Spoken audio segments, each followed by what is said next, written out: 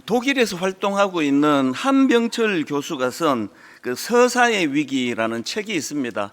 예전에 제가 한번 이 내용을 소개해 드린 적이 있는데요.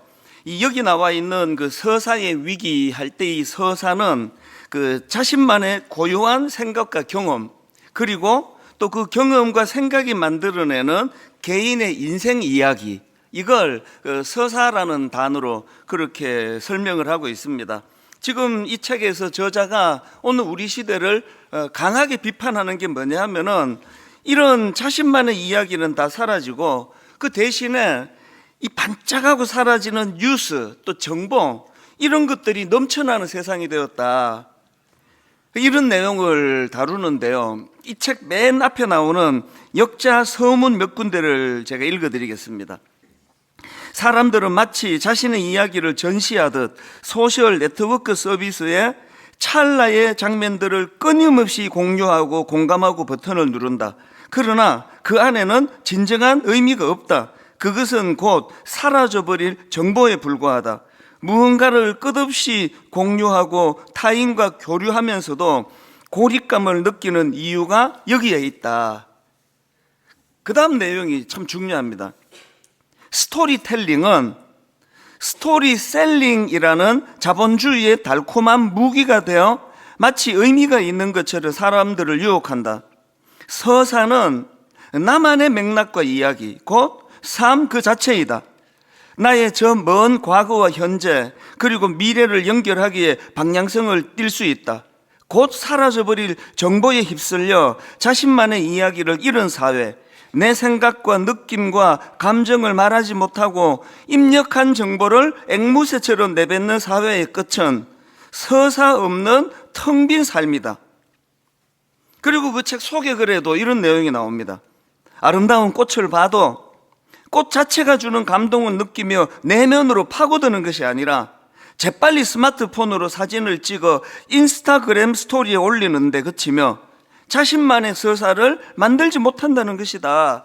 너무 와닿지 않습니까? 어디 여행을 가도 무엇을 봐도 거기서 주는 깊은 의미와 그 아름다움, 이런 것에 대한 감동을 전혀 느끼지 못하는 시대입니다. 최근에 제가 미국에서 계시는 아는 장로님 권사님, 연세가 좀 드신 부부가 여행을 다녀오셨는데요. 여러 아름다운 미국의 그랜드 캐년, 예를 들면 그런 곳을 가서 사진을 찍어 보내줬는데, 상당히 보니까 저도 가본 곳이에요. 그런데 저는 그랜드 캐년 가가지고 위에서 보고 달력하고 똑같네, 가자. 밥 먹으러 가고. 이게 지금 여기서 비판하는 거예요. 그런데 그 사진을 보내주신 걸 보니까 부부가 그 계곡 밑에를 말이 거기를 다니고 이런저런 것들을 관찰하고 사진을 찍어서 봤는데, 내가 다녀온 무슨 캐년은 전부 껍데기만 보고 온 거거든요. 근데 저는 누가 물으면 난 그랜드 캐년 다녀왔다고 얘기해요. 스토리가 없는, 나만의 이야기가 없는 관광은 그저 인스타그램에 사진 찍어 올리는 것에 급급한 이 시대의 정신을 말해주는 것이다. 이것이 저에게 굉장히 큰 도전이 되었습니다. 내가 경험한 고유한 생각과 맥락, 이런 것들은 다 사라져버리고 그저 곧 사라져버린 뉴스와 정보, 이런 것만 난무하는 이 시대, 여기에 우리가 지금 놀아나고 있다. 그래서 스토리텔링이 스토리셀링, 이야기를 팔아먹는 사람들에게 우리가 지금 놀아나고 있는 거 아닌가. 저는 이런 내용을 다룬 이 책을 읽으면서 우리 신앙생활이 지금 이런 상태가 아닌가? 우리가 경험해야 될 하나님과 나 사이의 스토리는 관심도 없고 그저 신앙 정보. 여러분, 교리가 신앙생활에 굉장히 중요합니다. 그러나 여러분, 그 교리를 통해서 내가 만난 하나님, 그 교리를 통해서 나와 상관 있는 하나님으로 연결이 되는, 분류가 되고 정리가 되는 자료가 되어야지, 그 교리가 그저 하나의 신앙 정보로만 그치게 된다면 그건 아무 소용이 없다는 겁니다.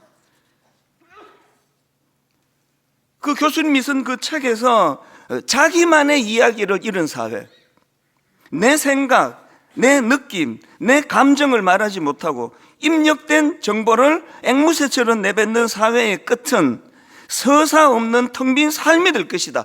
이게 딱 신앙의 그대로 대비가 되더라고요.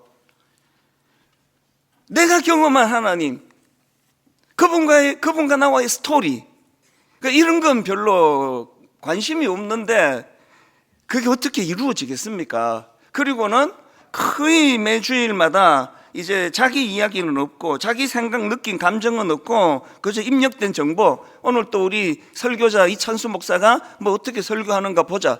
이게 설교 오늘은 뭐 좀 감동적이네. 오늘은 좀 준비를 안 했네.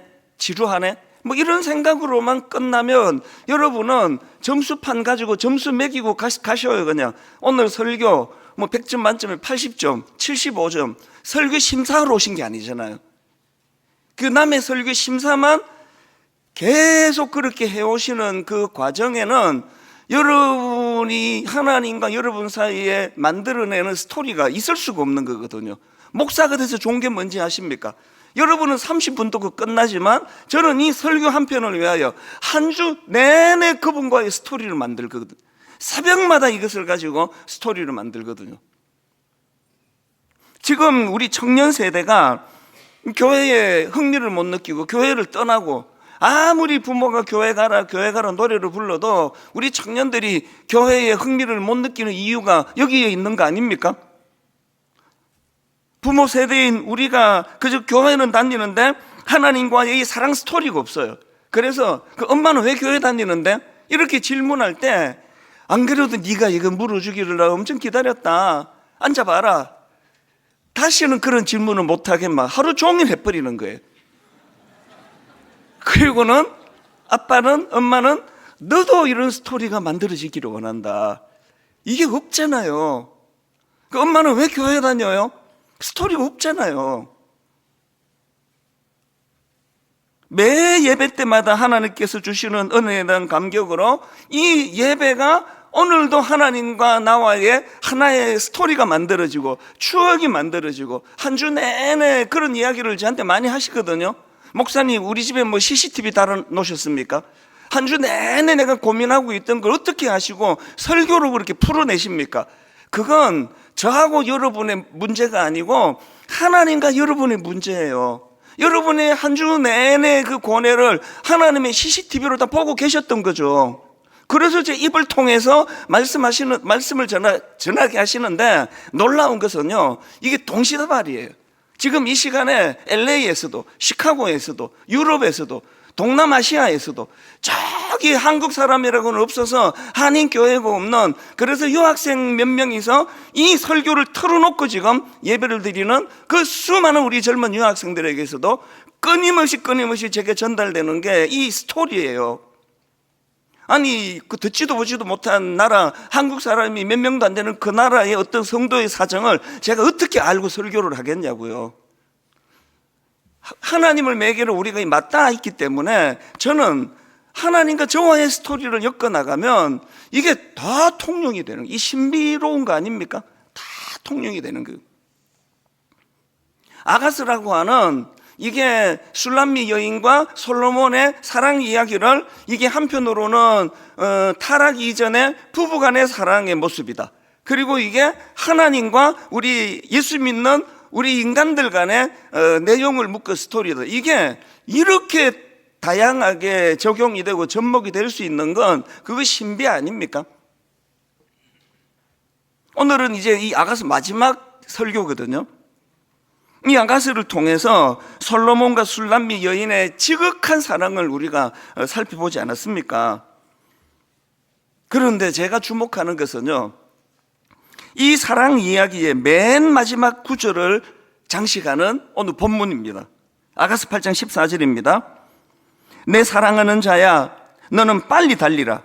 향기로운 산 위에 있는 노루와도 같고 어린 사슴과도 같아라. 세 번역입니다. 세 번역으로는 이게 남자가 한 말인지 여자가 한 말인지 합창으로 한 말인지 다 구분을 지어주고 있는데 이게 술람미 여인이 한 말이네요. 세 번역으로 보십시오. 이미여, 노루처럼 빨리 오세요. 향내 그윽한 이 산의 어린 사슴처럼 빨리 오세요. 그리고 아가스가 끝나요. 아니 보통의 무슨 소설이나 동화 이런 것들은 책을 좀 팔려고 하면은 어떻게 해야 됩니까? 마무리가? 그래서 그들은 행복하게 잘 살았습니다. 이래야 이게 책이 좀 팔리지. 무슨 사랑 이야기 이렇게 끝납니까? 이미여 노루처럼 빨리 오세요. 향내 그윽한 이 산의 어린 사슴처럼 빨리 오세요. 끝. 이 아가스 다예요. 여기에 굉장히 중요한 의미가 담겨져 있는 겁니다. 아가스는요, 그들은 그래서 행복하게 잘 살았습니다, 이렇게 결말을 짓지 않고 어서 오세요, 빨리 오세요, 빨리 오세요. 그래서 제가 오늘 사실 설교 제목을 맨 처음에 빨리 오세요라고 잡았습니다. 빨리 오세요. 결말을 사랑하는 사랑과의 재회를 간절히 소망하는 신부의 외침, 이런 미래지향적인 열린 결말로 아가스가 끝나는 것에 굉장한 의미가 담겨 있다고 말씀드리는 것은요, 이게 바로 신앙생활이에요. 다시 오실 신랑 되신 예수 그리스도, 그분을 기다리는 교회의 이 종말론적인 소망. 그래서 우리는요, 신앙생활이 지금 행복한 걸로는 안 됩니다. 예수 믿어서 내가 복 받았네, 예수 믿어서 행복해졌네, 예수 믿어서 내가 우울증이 사라졌네, 지금 행복한 것으로 끝내면 안 됩니다. 과거와 현재에 어우르는 이 행복이 그렇게 결론 지어지면 안 되고 반드시 미래를 향한 소망으로 연결되는 거, 이게 아가스예요. 그렇기 때문에 이 아가스의 맨 마지막 구절인 이 술람미 여인이 하는 14절을 다시 보세요. 이미여 노루처럼 빨리 오세요. 향내 그윽한 이 산의 어린 사슴처럼 빨리 오세요. 이 술람미 여인의 이 고백은요, 성경의 맨 마지막 맨 끝의 부분인 계시록 22장 20절, 이것들을 증언하신 이가 이르시되 내가 진실로 속히 오리라 하시거늘 아멘 주 예수여 오시옵소서 마라나타, 이렇게 성경이 끝이 나는 거거든요. 이런 관점으로 본다면요, 신앙생활은 현재가 아니에요. 신앙생활은 기다리는 거예요. 신앙생활은 기다림입니다. 그래서 예수 잘 믿으면 기다림의 의미를 알게 됩니다. 오늘 이 시대가 예수 믿기 진짜 어렵습니다. 못 기다리는 시대.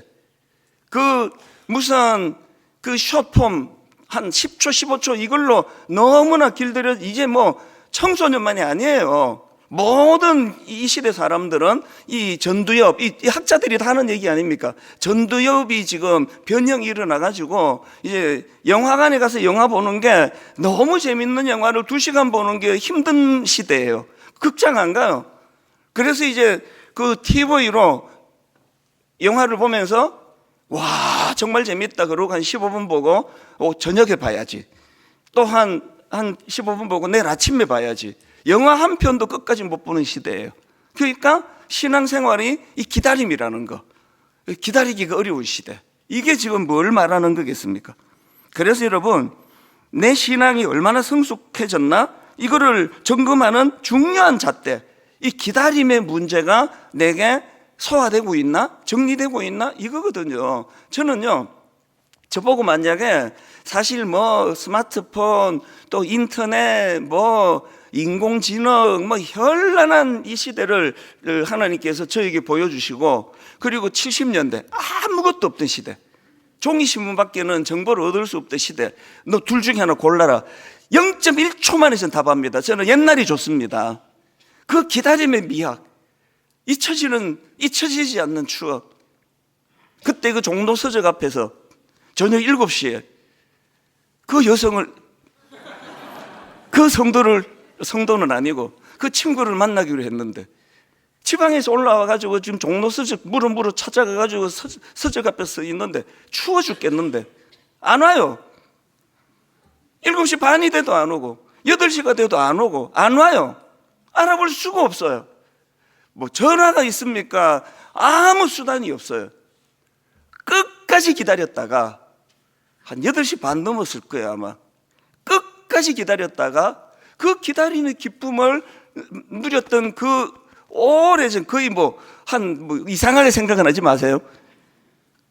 그 순간을 지금도 전 잊지를 못하거든요. 그때 끝까지 기다리기를 잘했다. 내가 그때 포기하지 않기를 잘했다. 지금은 이런 즐거움을 누릴 수가 없습니다. 왜 안 와? 빨리 와.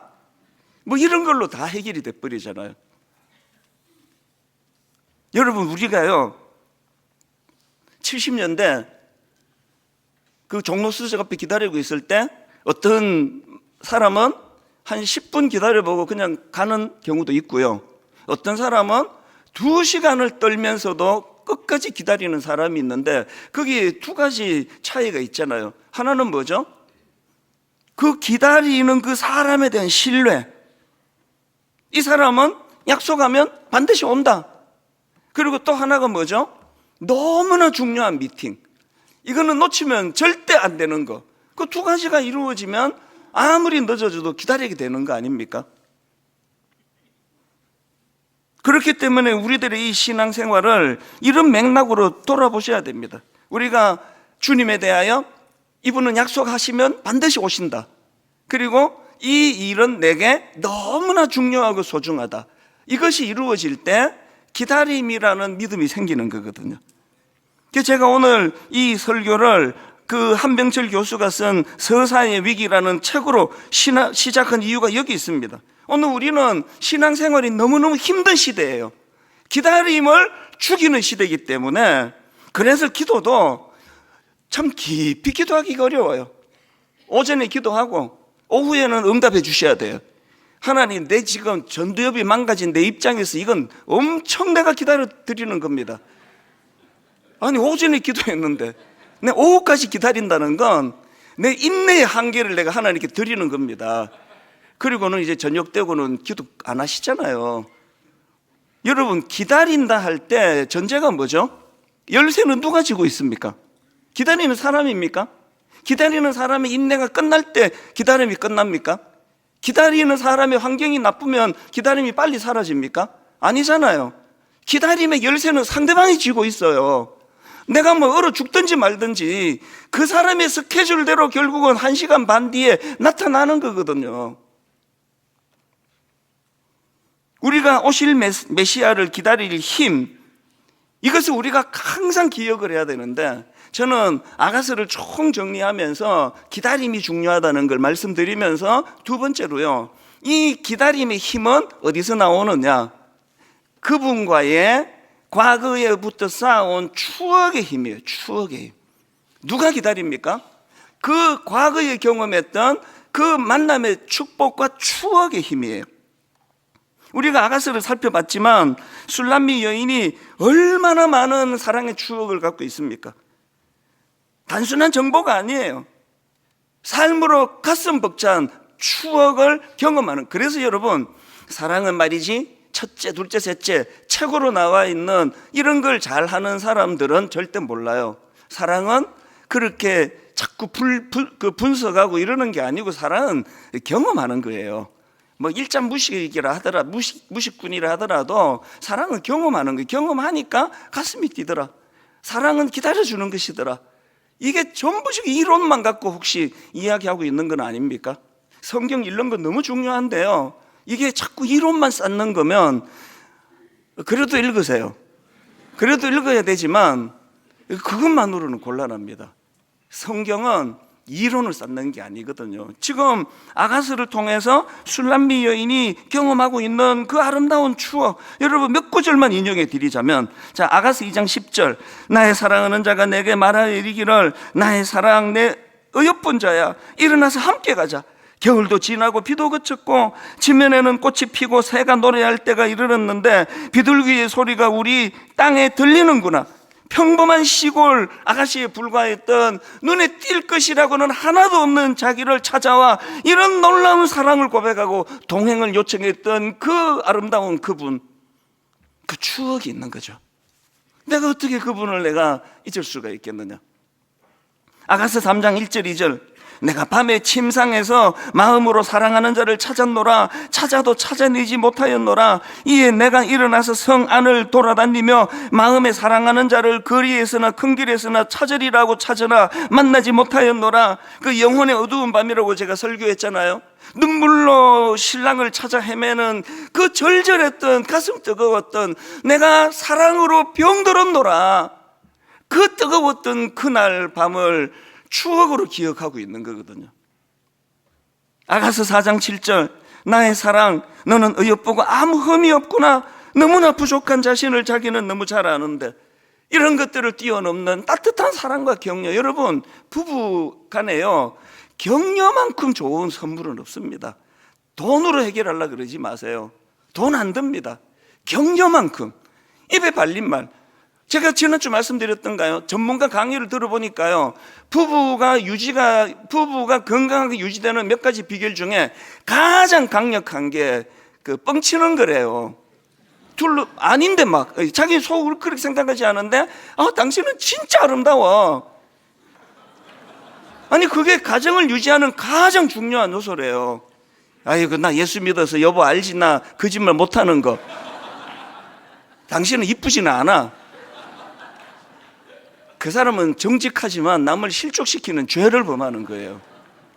우리가 하나님 앞에서 이 격려만큼, 그래서 이 아가스에서의 이 술람미 여인, 나의 사랑, 너는 어여쁘고 아무 흠이 없구나, 부족한 자기를 향한 이런 따뜻한 격려를 잊을 수가 없는 거예요. 그래서 여러분, 우리 특세 첫날 제가 말씀드렸잖아요. 아가스 1장 5절, 예루살렘 딸들아 내가 비록 금은아 아름다우니, 예루살렘 딸들아 내가 비록 금은아 아름다우니, 계달에 금은 장막 같을지라도 솔로몬의 휘장과도 같구나. 이 여인이 갖고 있는 그 가슴 뜨거운 사랑이 기다리게 만드는 거거든요.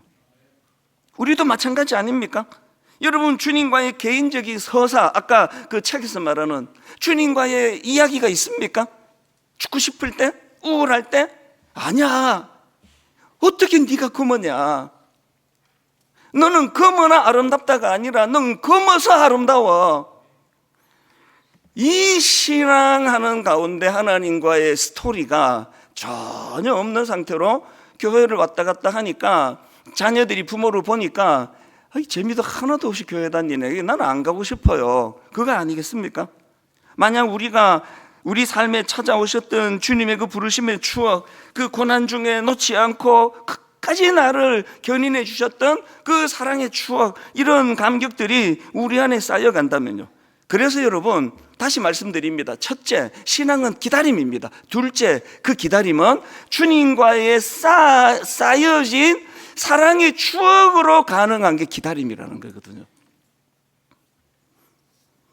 그 서사의 위기라는 책에 보면은 맨 앞부분에 한 페이지를 그 명언으로 장식하는데요, 페페 한트케라는 분이 한 말이래요. 화면으로도 제치에 띄워달라 그랬습니다. 보라, 이야기다. 그 다음 보세요. 이야기하기 위해 인내하라. 그 후엔 이야기를 통해 인내하라. 하나님의 말씀처럼 들려져요. 봐, 스토리야, 스토리. 이야기하기 위해 인내해야 돼. 왜 종로서적에서 네가 1시간 반을 기다렸니? 그 1시간 반을 기다렸기 때문에 평생의 소중한 한 추억으로 지금 자리를 잡고 있잖니. 그 다음엔 이야기를 통해서 인내하라. 그 추운 종로서적 앞에서 아내를 기다리면서, 제가 아내라고 지금 넣었습니다. 아내를 기다리면서 참 이후에 이 아내와 그 쌓아왔던 많은 소중한 추억들이 기다리게 하는 힘이구나. 그게 사랑이라는 거죠. 저는 이 말씀을 준비하다가 대학생 때 불렀던 기억입니다. 제목이 친구의 고백이라는 찬양인데, 그 베드로를 소재로 해서 만든 찬양입니다. 아마 들어보시면 많을 거예요. 아름다웠던 지난 추억들, 사랑했었던 많은 친구들, 멀고도 험한 고난의 길을 나 이제 말없이 주님을 위하여 떠나야지. 지금 베드로가 사명을 감당하기 위해서 이제 걸음을 이제 내딛는데 아름다웠던 추억을 떠올려요. 2절이 제가 그래서 언젠가 그 교육전도사 시절에 이 설교하다가 막 펑펑 울었던 기억이 나요. 설교하다가 그 성도님들이 울어야 되는데 제가 막 울었어요. 울면, 우리나라는요, 앞에서 막 울면 따라 울어요. 전사님 왜 저러시지? 그러면서 청년들이 그날 막 다 같이 울었던 기억이 납니다. 그 2절 때문이에요. 그 베드로의 추억이 이렇게 고백이 됩니다. 새벽 다구울 때 난 괴로웠어. 풍랑이 일면 난 무서웠어. 하지만 이제 두렵지 않아. 이 세상 끝까지 주님을 위하여 죽을 텐데. 근데 또 눈물이 날라 그러네요. 새벽닭 울 때 난 괴로웠어. 베드로가 주님을 사랑하지 않아서가 아니고 약해서. 풍랑이 일면 난 무서웠어. 하지만 이제 두렵지 않아. 제가 그 풍랑이 있는 바닷가 이야기를 종종 해드리잖아요. 밤 사경이 될 때까지 자기들 실력으로 아무리 노력을 해도 풍랑을 잠재울 수 없을 때 주님이 나타나셨어요. 안심하라. 나니 두려워 말라. 그 말씀 앞에 베드로가 믿음이 작동이 돼서 주님 나를 명하사 물 위로 오라 하소서 도전했는데 풍랑을 보고 빠져버렸어요. 그래서 제가 상상해서 그런 이야기를 드리잖아요. 그 믿음 없던, 그래서 도전하지 않았던 나머지 제자들이 베드로를 비웃었다고 치자고요. 아닌데 비웃었다고 치자고요. 저놈은 괜히 믿음이 좋아가지고 뛰어들어가지고 저런 고생을 하네. 우리는 이렇게 합리적이어서 안 뛰어들었더니 고생도 안 하네. 그럴 때 안 뛰어들어서 고생 안 한 믿음 없던 제자들이 모르는 게 하나 있다 그랬죠. 주님의 손맛이에요. 오늘 새벽에 제가 이 구절을 다시 묵상하는데요, 마태복음 14장 29절부터 한번 보십시오. 마태복음 14장 29절부터 31절. 오라 하시니 이제 물로 뛰어들었습니다. 베드로가 배에서 내려 물 위로 걸어서 예수께로 가되 바람을 보고 무서워 빠져가는지라 소리 질러 이르되 주여 나를 구원하소서 하니 예수께서 즉시 손을 내밀어 그를 붙잡으시며 이르시되, 예수께서 즉시 손을 내밀어 그를 붙잡으시며, 이 사건이 믿음이 없어서 합리적이어서 물로 뛰어들지 않은 수많은 사람들이 못 쌓았던 베드로만의 하나님과의 스토리가 쌓여진 거예요. 손을 내밀어 주시는 주님, 평생에 이 손맛을 잊었겠습니까? 귀로는 닭울음 소리, 닭울음 소리가 주님과의 추억, 그때 내 인생은 끝났는데. 그리고 촉각으로는 물에 빠져 죽어가던 자신에게 즉시 손을 내밀어 주시던 주님의 그 손맛. 여러분에게 이 손맛이 있습니까? 여러분 이 손맛이 있으시냐고요? 뛰어내려 보신 적이 없잖아요. 도전 안 하시잖아요. 합리적이시잖아요. 이게 뭐 어떻게 난 저런 위험한 짓 안 해. 그래서 안전하게 신앙생활은 하시는데 마음에 격정적인 뜨거움은 없는 거죠. 요셉을 한번 보세요. 그의 삶은 이쪽 측면으로 보면 끔찍한, 그야말로 정말 끔찍해요. 어린 나이에 형제들에게 인신매매 당하고 끔찍한 죄명이에요. 그 순결한 요셉이 성추행범으로 감옥에 가고, 그 끔찍한, 그리고 감옥에서 그 고위 관리를 만나서 내 금방 빼줄게 그랬는데 소식도 없고, 그 수많은 인내해야 되는 시간을 요셉이 보냈지만, 그러나 여러분 이것이 다른 측면으로 바라보면은 상상하기 어려운 하나님과의 스토리가 매 고난마다 쌓여가는 거거든요. 그렇기 때문에 요셉이 나중에 총리가 되었을 때 이런 고백을 하잖아요. 창세기 50장 20절. 당신들은 나를 해하려 하였으나 하나님은 그것을 선으로 바꾸사. 창세기 45장 8절. 그런즉 나를 이리로 보내이는 당신들이 아니요 하나님이시라. 여러분 그 가정예배 드리면서 애들 보고 너 어려울 때 이렇게 고백해야 돼, 요셉처럼. 알겠지, 그지? 하나님이 하신 거라고. 그래서 다 따라해요. 성경 시험도 그렇게 다 잘 봐요. 그래서 상도 받아요. 삶의 현장에서는 그게 안 나오는 거죠. 스토리가 없는데 신앙이 만들어지기가 어려운 거거든요. 엘리야가 엄청난 능력을 발휘하고 수많은 역사를 그가 일으켰지만, 궁극적으로 그가 일으킨 아름다운 추억이 어떤 열매를 맺느냐. 열왕기상 18장 42절 보십시오. 지금 가뭄 중입니다. 극심한 가뭄 중인데 아합이 먹고 마시러 올라가니라. 엘리야가 갈멜산 꼭대기로 올라가서 땅에 꿇어 엎드려 그의 얼굴을 무릎 사이에 넣고 그의 사환에게 이르되 올라가 바다쪽을 보라. 지금 무릎 사이에 딴 거 보지 않고 내가 여기 집중하겠다는 의지적인 표현에 간절히 기도하고 사람을 보내는 거예요. 지금 뭐 어떻게 비가 오냐. 43절. 그의 사환에게 이르되 올라가 바다 쪽을 바라보라. 그가 올라가 바라보고 말하되 아무것도 없나이다. 이르되 7번까지 다시 가라. 아무리 기도해도 응답을 조짐이 없어요. 그런데 끝까지 포기하지 않는 거거든요. 그리고는 44절 7번째 이르러서는 그가 말하되 바다에서 사람의 손만한 작은 구름이 일어나나이다. 우리는요 막 먹구름이 시커멓게 밀려오는 걸 기도 응답이라 그래요. 지금 엘리야는 인내하고 있는 거거든요. 아무런 변화가 일어나지 않고 뭐 기껏 변화라는 게 이제 그 손만한 작은 구름이 하늘에 떠 있으면 그건 뭐 장난치는 것도 아니고 뭐냐고요. 엘리야의 위대함은요 어마어마한 일을 했다는 데 있지 않습니다. 그 일들을 통하여 하나님과의 서사 스토리가 만들어져 갔거든요. 1만 성도 파송 운동 이후에 너무나 힘들고 어려운 10년, 그래서 새벽에 2시에 일어나고 3시에 일어나 하나님 이제 아무도 이거 1만 성도 파송 운동 안 되는데 제가 그냥 쇼하고 있다고 그렇게 비웃고 비난하는데 이거 큰일 났습니다. 내가 봐도 이게 될 것 같지가 않은데 이제 어떻게 하면 좋습니까? 라고 너무너무 두려워 새벽마다 일어나 하나님 앞에 매달렸었는데 지금은 1만 성도 파송 운동을 허락하신 하나님께 감사할 뿐만 아니라 그 10년의 새벽이 저에게 너무 소중한 추억이에요. 너무 소중한 추억이에요. 내 인생의 그 10여 년의 하나님과의 추억이 1만 성도 파송 운동의 가장 큰 수혜자는 저라고 그렇게 고백을 할 수밖에 없고, 그렇게 기도 하나님께 드리면서 마음을 모았기 때문에 지금 29교회 모든 교회들이 다 부흥하고 있습니다. 기적이 일어나고 있습니다. 좋은 목사님들, 좋은 성도님들이 마음을 모은 결과도 있지만 숫자가 중요하지 않지만 3년 만에 제일 많이 모이는 교회는 2,000명이 넘는 교회가 지금 출석을 하고, 한 교회가 아니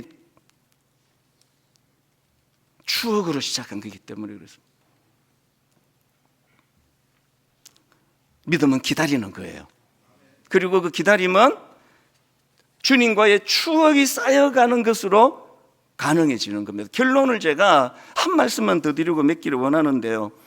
최근에 장신대 배희숙 교수님 설교를 제가 듣다가 제가 마음이 뭉클하고 막 울컥해지고 그런 경험이 있는데요. 그날 본문이 마태복음 20장에 나오는 품꾼 비유였습니다. 여러분 잘 아시죠? 자, 마태복음 20장 1절부터 3절. 천국은 마치 품꾼을 얻어 포도원에 들여보내려고 이른 아침에 나간 집주인과 같으니 그가 하루 한 데나리온씩 품꾼들과 약속하여 포도원에 들여보내고 또 제3시에 나가보니 장터에 놀고 서 있는 사람들이 또 있는지라. 그들에게 이르되 너희도 포도원에 들어가라. 내가 너희에게 상당하게 주리라 하니 그들이 가고. 지금 고용시장의 배경이에요. 고용시장에서 어떤 일자리 보이는 사람은 아침 9시에 바로 스카웃이 돼서 갔어요. 그리고 또 좀 있다가 이제 정오 12시에 또 이제 스카웃 돼서 갔어요. 그리고 3차 오후 3시 또 거기서 또 이제 쓸만한 사람을 마무리로 있다 뽑아서 갔어요. 그리고 마지막 말이 안 됩니다.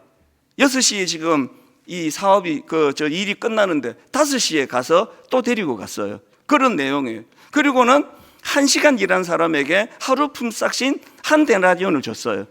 그리고 아침 9시부터 땡볕에 일한 사람도 한 데나리온을 줬어요. 이걸 가지고 이제 풀어나가는데요. 제가 어느 대목에서 마음이 훅 이렇게 무너졌냐 하면은 지금 상당히 독특한 모습들이 지금 있거든요. 이게 세상하고 다른 하나님 나라의 원리예요. 1시간 남았는데 사람 구하러 안 가요. 임금비 아까워서 그렇게 안 해? 아니면 계약을 다시 해야죠. 근데 1시간이니까 8분의 1밖에 못 준다. 괜찮겠는데 그게 아니에요. 하루 품삯을 줘요. 그리고 또 특이한 게 6절을 보세요. 마태복음 20장 6절. 제11시에도 나가보니 서 있는 사람들이 또 있는지라. 이르되 너희는 어찌하여 종일토록 놀고 여기 서 있느냐. 이르되 우리를 품꾼으로 쓰는 이가 없음이니이다. 우리를 품꾼으로 쓰는 이가 없음이니이다. 이르되 너희도 포도원에 들어가라 하니라. 여기서 굉장히 독특한 게 뭐냐면 이 사람은 포기를 하지 않는다는 거예요. 9시에 갔는데 나는 쓸모가 없구나, 부르지를 않는구나. 12시에도 3시에도 근데 포기를 안 해요. 기다림이에요. 끝까지 기다렸어요. 끝까지 기다렸더니 1시간 일한 이 사람에게 하루 품삯을 줬어요. 여기서 얻는 메시지가 뭐죠? 기다린 것도 일이라는 거예요. 여러분, 기다린 것도 일이라는 겁니다. 끝까지 포기하지 않고 기다린 게 그게 일이래요. 오늘 저와 여러분들 중에는 살아가다가 보면은 일이 잘 풀릴 때가 있으면 9시 막 불러요. 너 일 잘하겠다고 막. 그래서 기분 좋게 일을 해요. 어떨 땐 정체가 돼요. 일이 안 풀려요. 안 불러가요. 많은 고뇌에 빠집니다. 난 정말 쓸데없는 인간이구나. 나 같은 걸 누가 써주겠냐고. 그럼에도 불구하고 포기하지 않고 끝까지 그 현장을 기다리고 있었을 때, 하나님께서, 하나님 나라의 원칙은 기다리는 것도 일이었다. 너 땡볕 아래에서 1시간 일했지만 8시간 일한 그 사람하고 같은 결과가 나타났다. 이걸 우리에게 보여주신다고 한다면 결론은 이렇게 맺습니다. 여러분, 힘드시잖아요. 오래 기도하고 있는데 여전히 안 풀리시잖아요. 많은 청년들이 그런 얘기를 해요. 내 인생은 정체되는 것 같다고. 내 친구들은 저렇게 달려가는데 나는 경력이 지금 단절된 것 같다고. 아닙니다. 집에 가서 전해주세요. 그 오랜 기다림이 그게 일이에요. 포기하지 않는 그게 일이에요. 하나님은 성경에서 이렇게 표현하잖아요. 놀고 서 있는지란데, 저는 이거 의도로 표현한 거라 생각해요. 인간의 눈으로 놀고 서 있는 그것이 노는 것이 아니라 기다림이라면 그 기다림은 일이다. 그 하루 품삯을 주는 거다. 이게 하나님 나라의 원리라고 한다면, 이제 내일부터 이제 12월이 되면 크리스마스가 우리가 쌓아가야 될 추억이 있습니다. 아까 제가 보여드렸던 이 2025년 그리스도 묵상 캘린더, 이 영상을 짧게 보여드리고 이제 말씀을 마무리하도록 하겠습니다. 화려한 불빛들, 거리마다 울려 퍼지는 캐롤, 멋진 트리와 예쁜 선물들. 우리는 무엇을 꿈꾸며 무엇을 기다리고 있나요? 우리의 기다림은 오직 예수 그리스도 한 분만을 향해 있길 간절히 소망합니다. 그리스도 묵상 캘린더를 통해 우리는 12월 한 달간 매일 하나의 문을 열어 예수님을 소개하는 새로운 단어들을 발견해 가고자 합니다. 내가 가장 좋아하는 장소에 그리스도 묵상 캘린더를 붙이고 매일 하루에 하나씩 캘린더의 문을 열어 예수 그리스도를 만나보세요. 붙이는 것만으로도 성탄의 설렘이 찾아올 것입니다. 해당 날짜의 문을 열면 예수님을 소개하는 단어가 등장합니다. 이 단어가 사용된 성경 말씀을 찾아보면 그 의미를 더 깊이 묵상하실 수 있습니다. 교회 홈페이지 또는 캘린더 QR코드를 통해서 오늘의 묵상글과 찬양 추천 등 다양하고 풍성하게 예수 그리스도를 만나보실 수 있습니다. 우리의 12월, 세상의 빛으로 오신 예수 그리스도께 우리의 시선이 고정되고 그분과 친밀한 교제를 나누는 복된 기다림의 시간이 되기를 간절히 축복합니다. 예수님 사랑해요. 오늘 이걸 받아가시고요. 이제 하나씩 이 QR코드를 가지고 묵상할 거리를 주는데 한 가정당 한 부씩 받아가셔야 됩니다. 한 가정당 한 부씩 받아가셔서 가정 단위로 추억을 쌓아가시기를 바랍니다. 여러분들이 쌓아가는 하나님과의 추억, 주님과의 추억이 기다릴 수 있는 힘을 가져다주는 에너지고 능력이라는 것을 기억하시고요. 오늘 설교 제목을 제가 내 삶을 채우는 마지막 외침, 그래서 아가서가 끝이 아니라 기다리는 것이라고 한다면 우리 한번 이 찬양 마라나타 아멘 주 예수여 오시옵소서, 우리들의 찬양 578번입니다. 함께 찬양하시겠습니다. 마라나타 주 예수여, 마라나타 주 예수여 어서 오시옵소서. 어서 오시옵소서. 땅의 모든 끝, 땅의 모든 끝 모든 족속, 모든 족속 주를 찬송하게 하소서. 주를 찬송하게 하소서. 우리가 외칠 마지막 외침, 마라나타 주 예수여 마라나타 주 예수여 어서 오시옵소서. 어서 오시옵소서. 모든 열방이 주께 돌아와 모든 열방이 주께 돌아와 춤추며 경배하게 하소서. 경배하게 하소서. 우리 주님 다시 오실 길을 만들자. 다시 오실 길을 만들자. 십자가를 들고 땅 끝까지 우린 가리라. 우린 가리라. 우리 주님 하늘 영광 온 땅 덮을 때 온땅 덮을 때 우린 땅 끝에서 주를 맞으리. 믿음으로 선포합니다. 우리의 마지막 외침, 마라나타 마라나타. 아멘. 주 예수여 오시옵소서. 오시옵소서. 마라나타 마라나타. 아멘. 주 예수여 오시옵소서. 우리 주님 다시 오실 길을 만들자. 우리 주님 다시 오실 길을 만들자. 십자가를 들고 땅 끝까지 우린 가리라. 우린 가리라. 우리 주님 하늘 영광 온 땅 덮을 때 선포합니다. 우린 땅 끝에서 주를 맞으리. 마라나타 마라나타. 아멘. 주 예수여 오시옵소서. 마라나타 마라나타.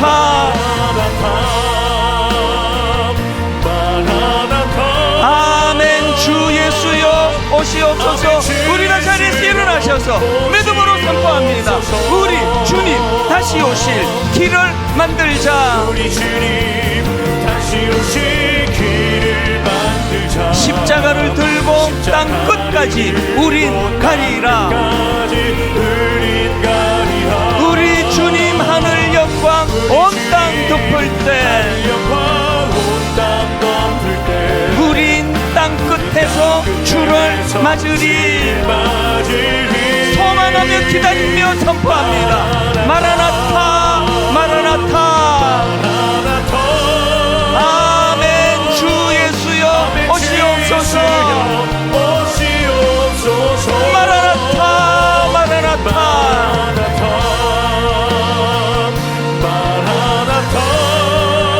아멘. 주 예수여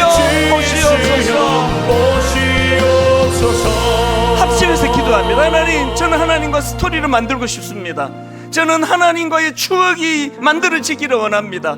그리고 믿음은 기다림이라고 한다면 이 하나님과의 추억이 쌓여가는 것이 힘이 된다고 말씀하셨다면 이 믿음으로 기다릴 줄 아는 믿음 되게 하여 주시옵소서. 우리 한 목소리로 합심해서 통성으로 같이 기도하시겠습니다. 하나님 아버지, 오늘 예배 가운데 임자해 주시고 오늘 예배 가운데 임재하신 하나님, 우리 예배 가운데 우리와의 아름다운 추억이 또 하나 만들어지는 예배가 되게 하여 주시옵소서.